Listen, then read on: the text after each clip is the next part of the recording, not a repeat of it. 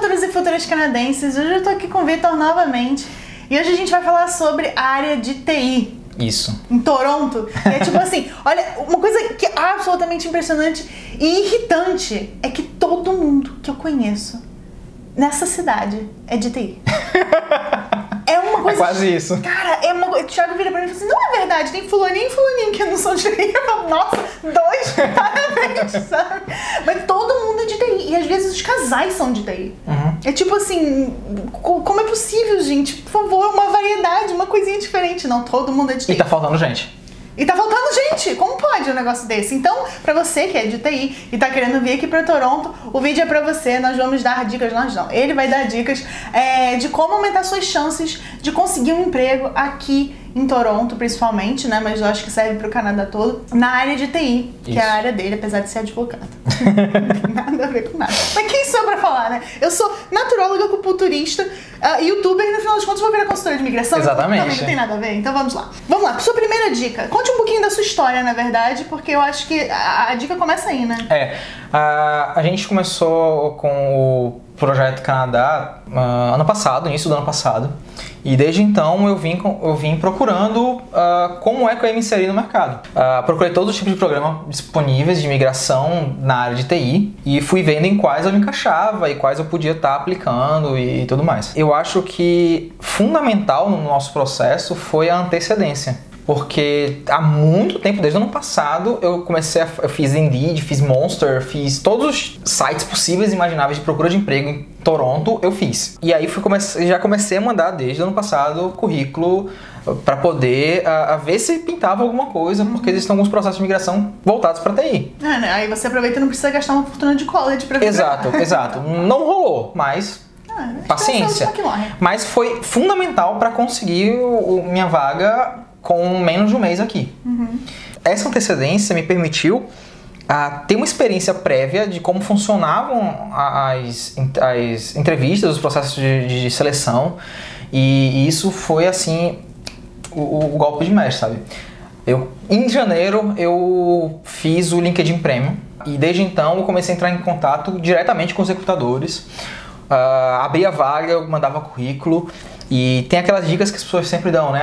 Você não pode ter um currículo generalzão para tudo. Você tem que fazer um currículo para vaga, com a cover letter certinha para aquela vaga, explicando por que naquela vaga você se encaixa. Então, desde janeiro eu venho enviando a cover letter e, olha, a vaga abriu, eu lia a vaga toda certinha, fazia uma cover letter para aquela vaga e enviava. Desse processo, eu fiz algumas entrevistas por telefone, por Skype, por Hangout, e isso foi fundamental. A primeira entrevista logo foi uma entrevista de meia hora por telefone. E foi surreal, porque eu fiquei me tremendo todo, sabe? Meia hora falando inglês. Eu tava Você dominava o inglês, né? Não! Nada! Que nada! Nada de domínio. Só que você aprendeu programando ali. Sabe? Eu já tinha como me virar. Uhum. A gente fez a prova do IELTS, eu tinha um CLB 4/5. Não é nada grandioso. Então, fui me virando. E aí, das entrevistas, eu me bati um bocado no começo. Mas assim, foi a primeira. Aí depois veio a segunda. Quando você vê, você já tá fazendo algumas entrevistas por mês. E teve mês de eu fazer 4 ou 5 entrevistas por telefone. E isso foi legal porque eu já tinha meio que uma noção do que ia ser perguntado e do que responder, porque eu acho que mais importante do que você saber tecnicamente ali naquele processo de seleção, você tem que saber o que o recrutador quer ouvir. E essas entrevistas você conseguiu nesses sites todos que você fez registro ou através dos recrutadores do LinkedIn? Boa parte foi mandando currículo. Foi mandando currículo. Mandando currículo, ou no LinkedIn ou fora dele, mandava o currículo certinho, com resumê adaptado e com a cover letter certinha, e aí recebia o feedback dos recrutadores. Muitas vezes o recrutador mandava um e-mail já perguntando algumas coisas para saber se eles iam fazer a seleção por telefone. E aí muitas vezes aconteceu a gente precisa de um telefone seu para poder entrar em contato com você, eu só tenho um telefone do Brasil. Então não, preciso de um telefone seu que tem um número de Toronto. Não estou disposto a fazer um LMIA para você. Exato. E algumas vezes o recrutador ele jogava limpo assim, olha, eu gosto do seu currículo, eu acho que você teria como entrar nessa vaga, mas ou a empresa não está disposta a pagar o LMIA, ou simplesmente eles achavam que era complicado demais explicar para a empresa como funcionaria o processo para poder fazer o LMIA e me levar daqui a 3 meses. Porque eles também querem as vagas, tem muita vaga aberta, tem muita vaga, o tempo todo. E eles querem a pessoa agora, eles querem a pessoa para começar semana que vem. Eu fiz a seleção na sexta-feira, de 2 horas depois, o dono da empresa me ligou: olha, eu gostei do seu teste, eu quero lhe mandar o convite oficial, quero saber se você está disposto a trabalhar aqui com a gente, o valor é tanto, você está disposto? Se você não tiver, eu não vou nem lhe mandar um e-mail, mas eu quero saber se agora você está disposto. Eu falei, não, estou disposto, acho o valor ok, e pronto. Mas assim, foi tipo tudo, sabe, muito rápido, e eu já comecei na quarta-feira seguinte. Então eles querem uma pessoa para começar agora, porque a vaga acabou de abrir, mas eles não querem ficar um mês com a vaga, com uma pessoa menos no departamento. A tua experiência vendo quanto eles oferecem aqui para uma pessoa com o perfil da vaga, você consegue ver mais ou menos uma média, tipo 40, 60 mil dólares, alguma coisa desse tipo por ano? Tem vagas, por exemplo, tem algumas agências de publicidade que as vagas são tipo 100 mil dólares. Uau. Por ano. 80 a 100 mil. Você tem muita vaga ali que tá rodando na faixa dos 60 mil. Tem muita vaga nessa faixa, principalmente para quem tá chegando. Acima disso, você já começa a encontrar umas vagas de 70 mil para quem já tem uma pequena experiência no Canadá.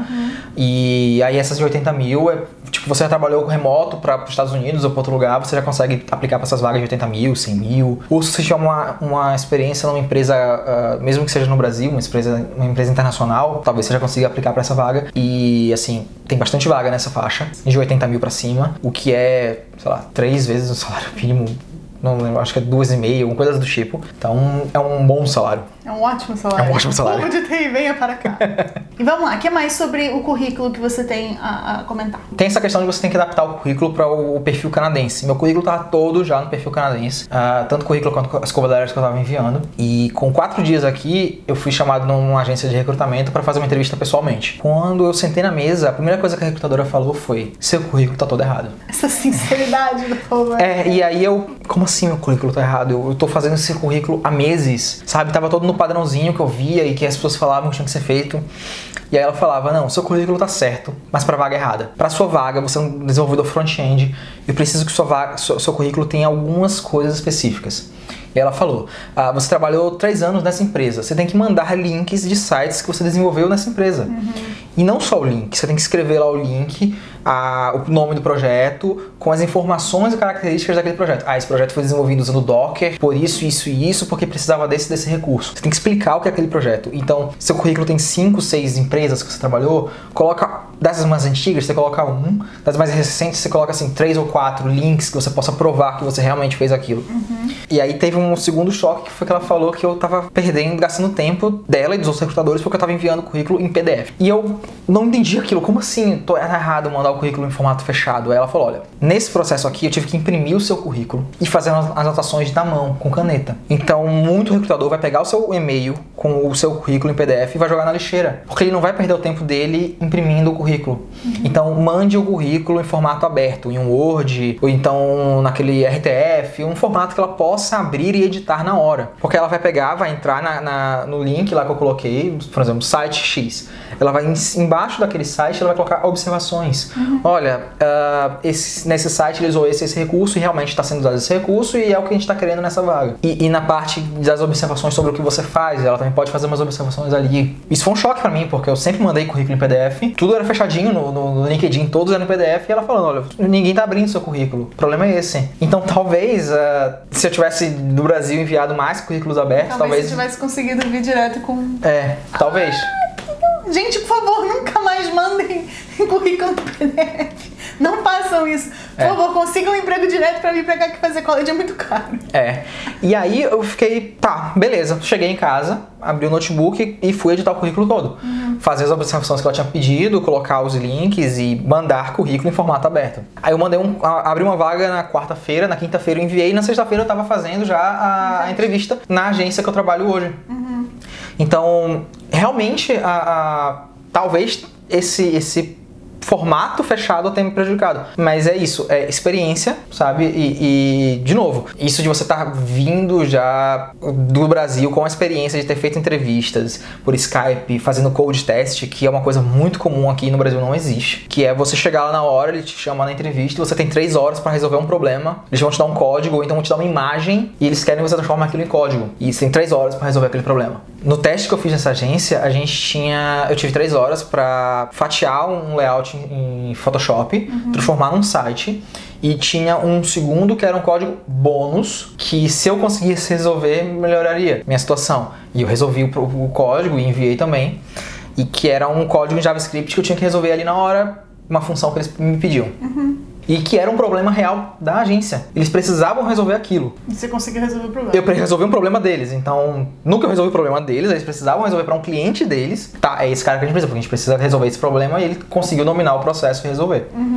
Então, isso foi legal.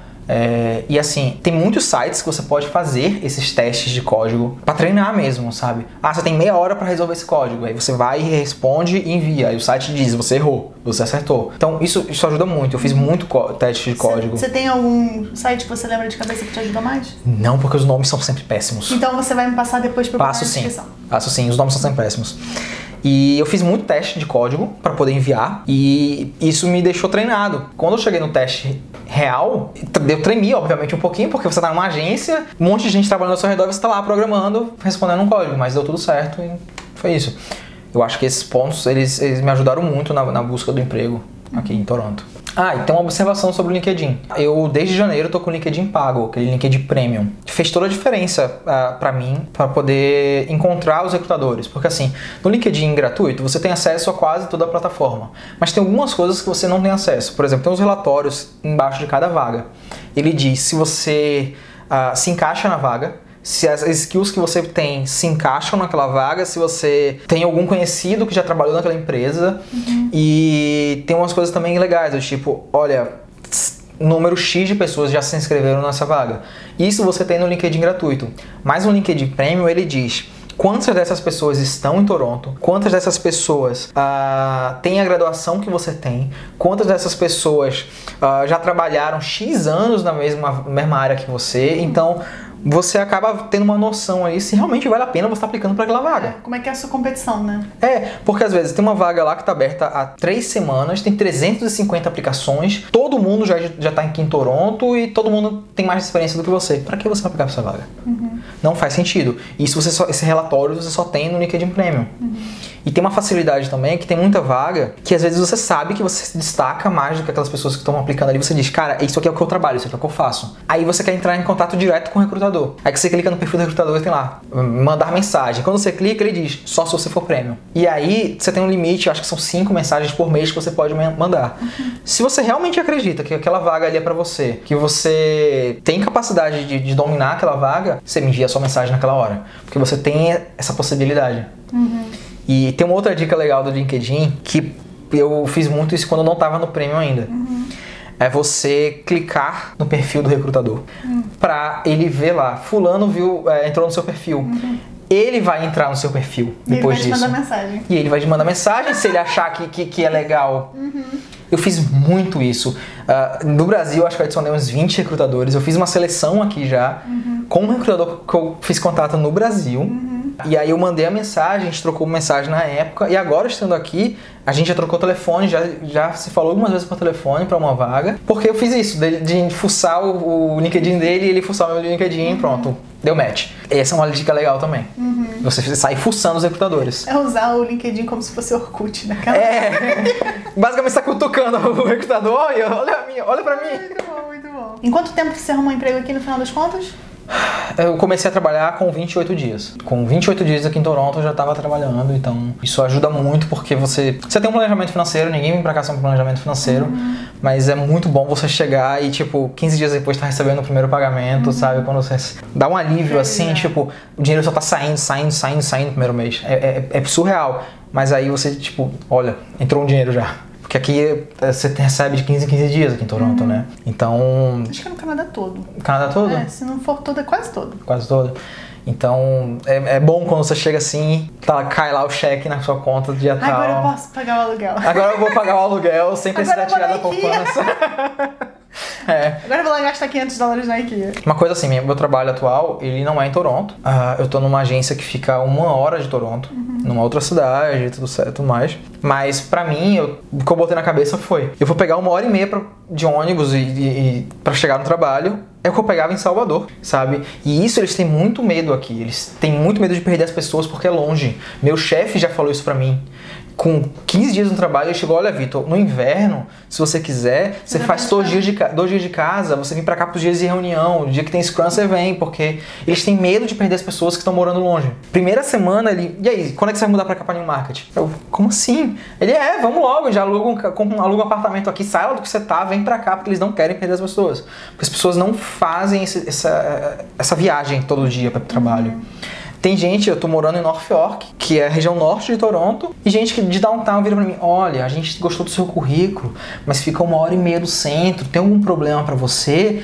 Eu fico pensando assim, como assim tem um problema? Pegar um metrô que vai descer 1 hora pro centro de Toronto. É bem curioso isso.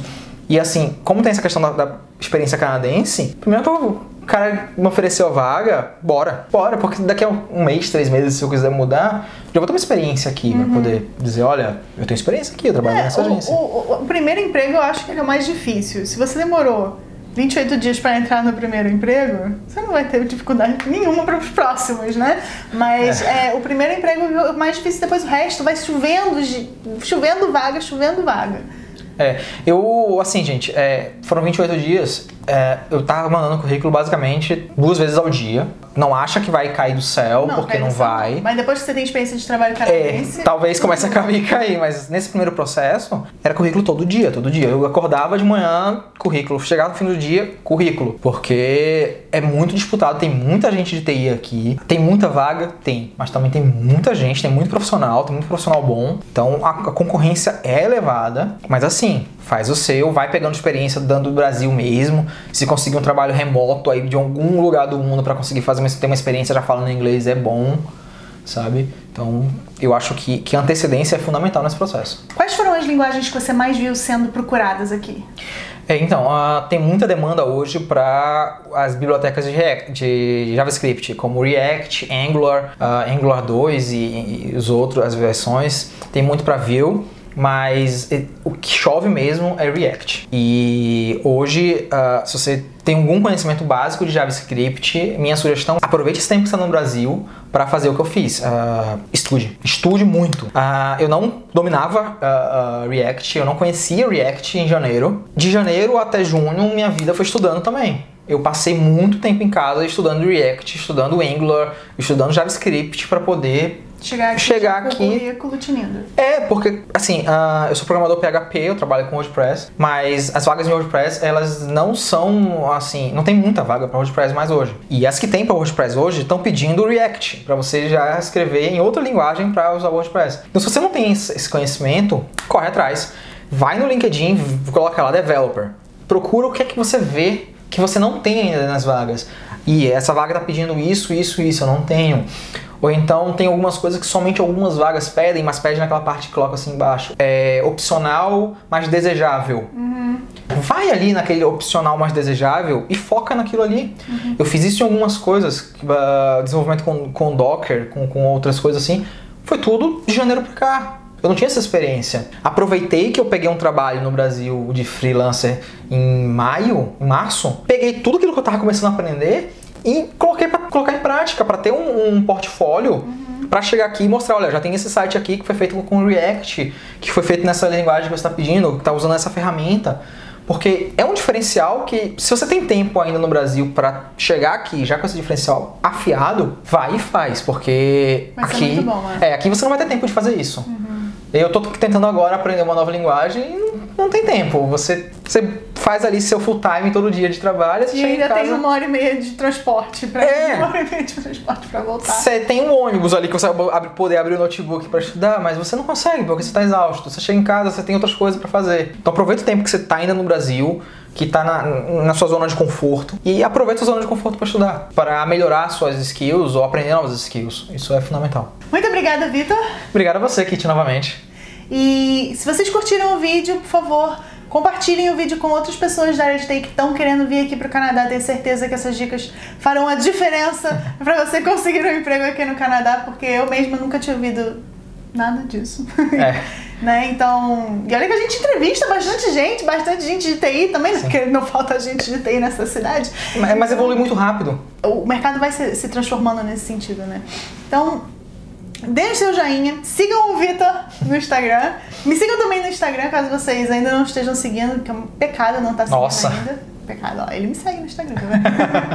E deixem aqui embaixo os comentários de vocês, as perguntas de vocês. Se a gente tiver um tempinho, a gente responde. Com certeza. É mais fácil ele responder porque eu não tenho nada de TI. Pode mandar as perguntas aqui embaixo, que assim que eu pintar um tempo no ônibus eu vou respondendo. Então acho que é isso. Sim. Você pode se despedir do povo. Obrigado, Kitty, pela oportunidade mais uma vez. É isso, gente. Qualquer coisa, pode mandar mensagem aqui nos comentários ou lá no Instagram, que eu respondo pra vocês. E é isso. Então tá bom. Então a gente se vê na próxima. Tchau, tchau.